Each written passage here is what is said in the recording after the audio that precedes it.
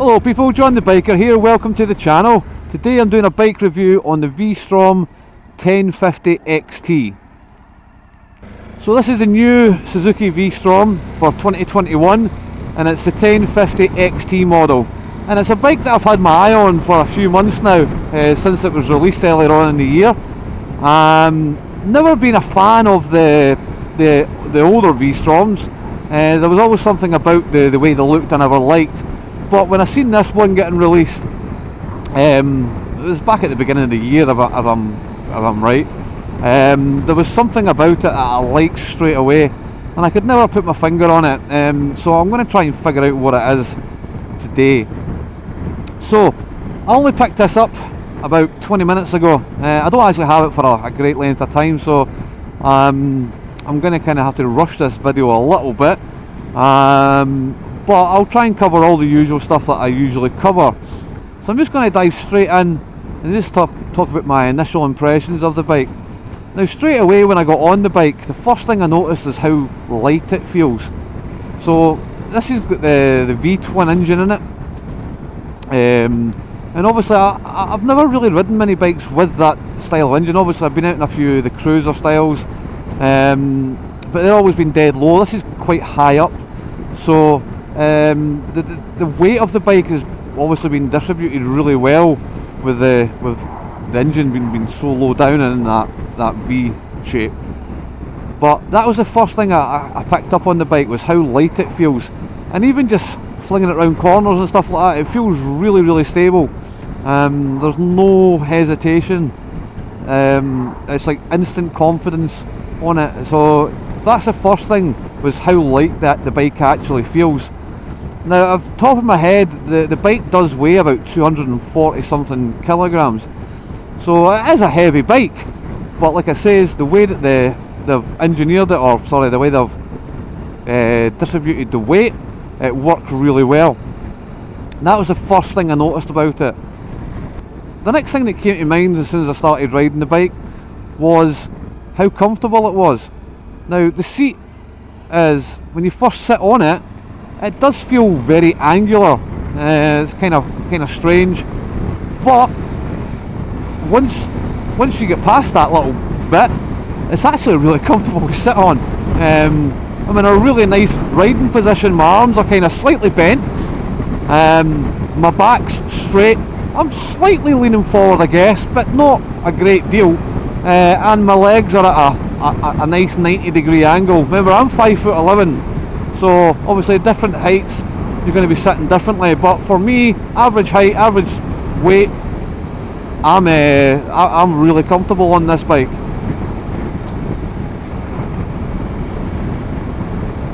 Wind protection on the bike, well, as you can see, we've got this little screen on the front. It's not doing the best job in the world, but it's not doing the worst job either. It's actually keeping the majority of the wind off of me. I can feel a little bit in the top of my helmet, and again, that's my fault, because I've got this helmet on with the peak on it, so the wind's probably catching that. The wind's actually probably getting deflected over my helmet. I've got the screen on its highest setting just now. I'm feeling a little bit of buffeting on the tops of my shoulders, but that's it. It's not bad. I can feel some wind on my legs. This fairing on the V-Strom isn't exactly the beefiest, so I am feeling a bit of wind on the tops of my legs, but again, it's not terrible. Another thing I quite like about the bike is the mirrors. The mirrors are very stable. There's no vibrations in the mirrors. In fact, there's no vibrations anywhere on the bike. I'm currently doing 62 miles an hour, 5th gear, and the bike's just going along nicely. No vibrations through the handlebars, no vibrations in the foot pegs, and no vibrations coming through the mirrors. I'm getting a good clear image behind me. I've not seen a little bit of my elbows, but again, that could just be me needing to adjust the mirrors a little bit. So what I'm looking at as I'm riding along is this little LCD screen in front of me. Now I think this is perfectly adequate for what you need on a bike. Now I've been out on some bikes and some of the screens are quite complicated. They're just dripping with information, and you don't actually need all of it. Now this screen does at first glance look a little complicated, but it's actually very simple. On the left hand side of the screen you've got this big circular area, and that's your rev counter gear indicator. And then within that, on the bottom right hand corner, you've got your rider modes, traction control modes and ABS modes. Now I've got this just in normal riding mode just now, traction control at 2 and ABS at 2. Simply because I don't know the bike that well, so I'm not going to start going crazy on it. You've also got a temperature gauge, speedo obviously, a digital fuel gauge, a miles to the gallon indicator, trip A and B, clock and air temperature, and that's all you need. On the right hand side, switch gear, you've got your obviously start stop button, your hazard lights and the cruise control. On the right hand side you've got your horn indicators as normal, and then you've got these the mode button with plus and minus for changing different settings on the bike. Not that there's that a great deal of settings on the bike. And at the back of the switch gears I've got this little trigger button for the flashing the headlight, etc. And that's it for the switch gear. There's nothing overly complicated about it. It's nice and simple, just what you want. You don't want too much stuff to confuse you as you go along and accidentally hit buttons and you don't know what you've done, etc. I should have mentioned these hand guards as well when I was talking about weather protection and stuff. So these hand guards seem to be doing an okay job as well. Not feeling any wind on my fingers or that, so that's good. So electronics on the bike, so with the exception of the rider modes and stuff like that, there's not a great deal. The suspension's all manually adjustable, so that's not controlled through any fancy electronic gizmos, but it does have LED lights all round, and that's really it for your electronics. So it has got traction control, it has got ABS, and you can modify that slightly.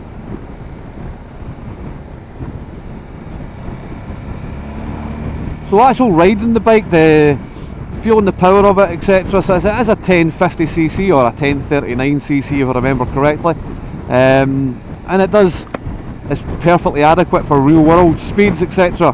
Now I've been coming along here third, fourth, fifth gear maybe, and the engine does not struggle whatsoever. There's no clunkiness or anything. There's always plenty of power, and perfectly fine.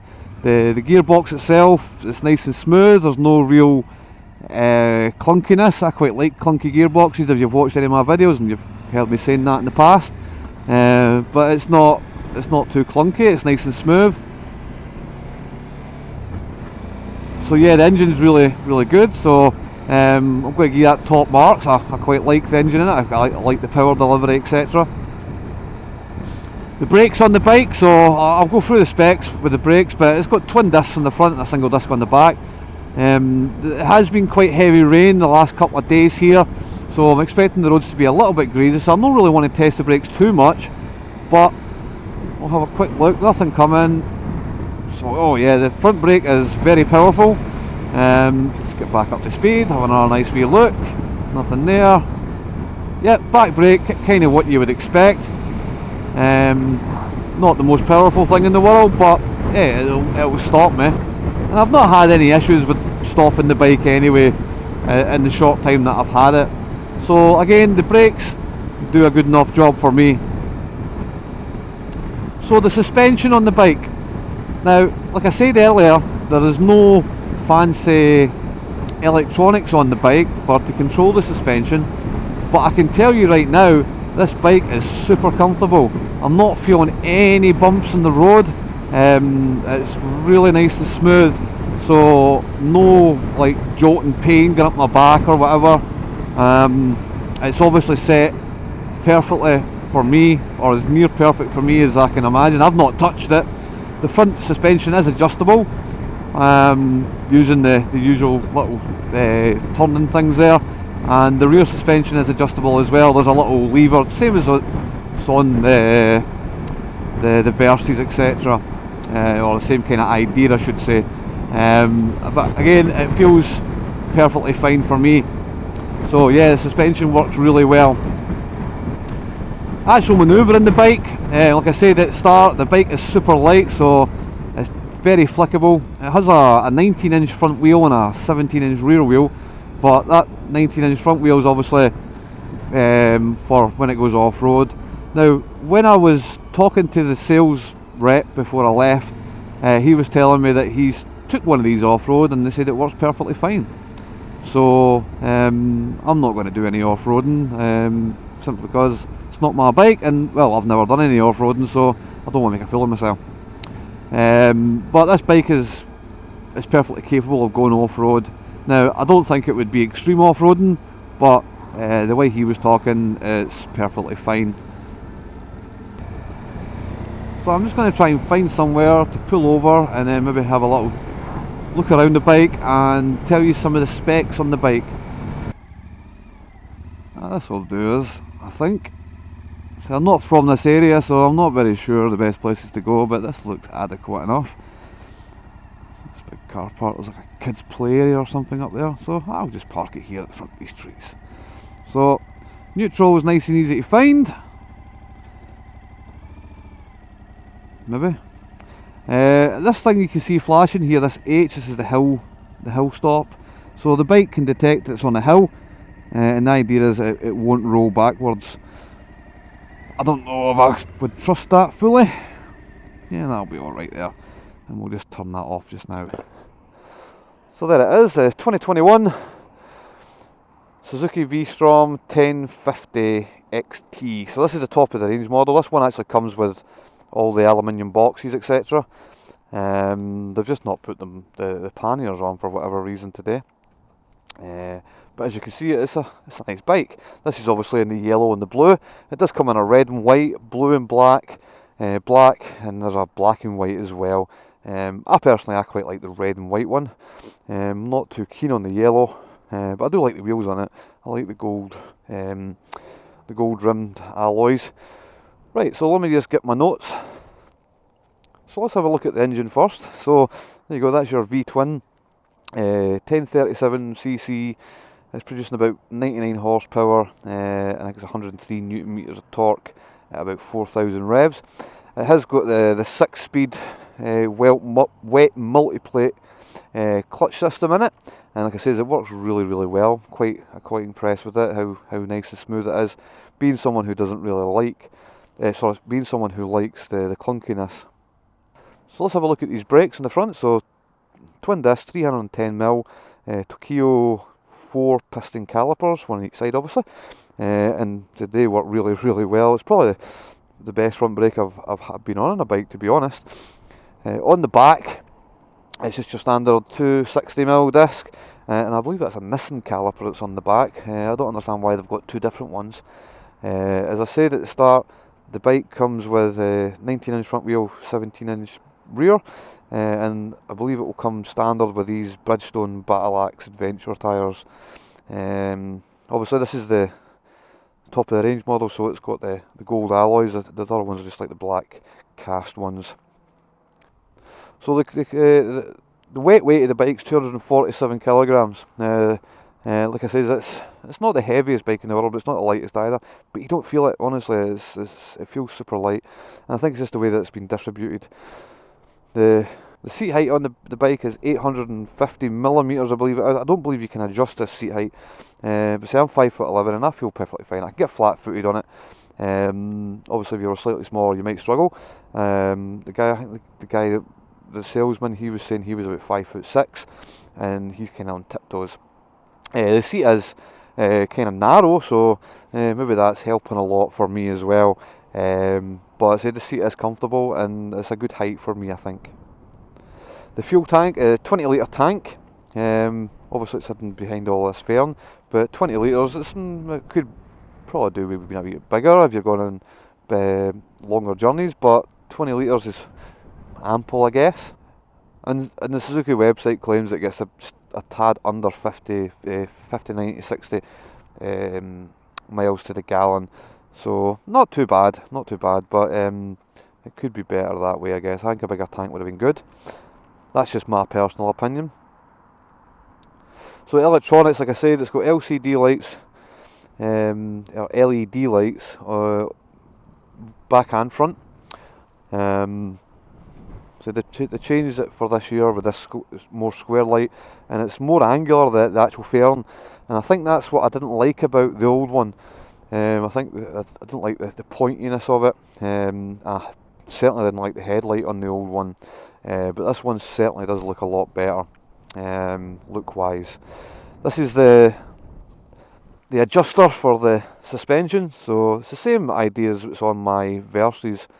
You just turn it. You could probably get that on the fly as well. It does come with a centre stand, I see, that's good. The little LCD screen here, so like I said, it all starts up. Really, it looks more complicated than what it is. It does have a 12 volt socket USB thing here, so that's handy, and I believe this bar comes standard, not this obviously phone holder, but that's all standard. Yeah, so there's not really much else I can really say about it. Not a big fan of the yellow, but you know, it's not the worst colour scheme. I think this is something like its heritage colour, isn't it? I preferred the red and the white one. But that's it. So like I said, guys, I've not got a great deal of time on this bike, so I'm just going to start heading back with it, to be honest. But we'll get some, we'll try and get back out in some more twisty roads on the way back up.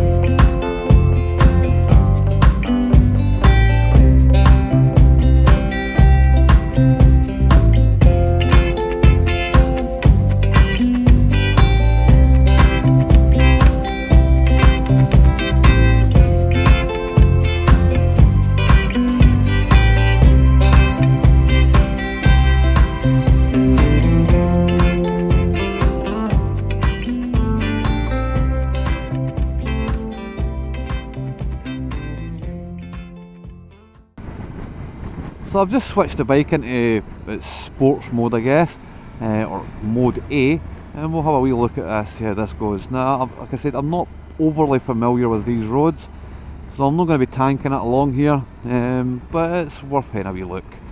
Now, I've probably just turned onto the worst road, no my luck.